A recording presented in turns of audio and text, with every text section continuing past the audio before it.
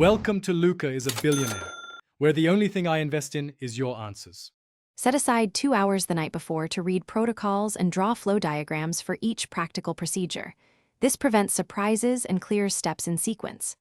Assemble calibrated pipettes 10 1000 micro L, 1 ml serological pipettes, microtubes, gloves, and waste containers before arriving so you can work efficiently. Verify reagents. Check buffer pH and 0. 5 m stock concentrations when applicable. Check expiry dates and label all tubes with name, date, and sample ID to reduce errors during the session.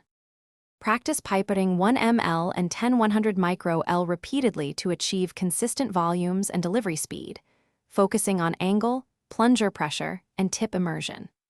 Prepare a serial dilution series 1, 10 across at least 5 tubes to practice mixing, vortexing, and concentration calculations so you can set up standards fast. Time incubations precisely.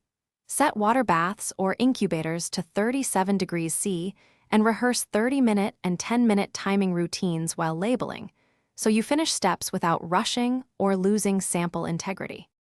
Always run blanks and a standard curve from 0, 0, 1, 0 mm so you can convert absorbance to concentration values accurately and detect systematic errors.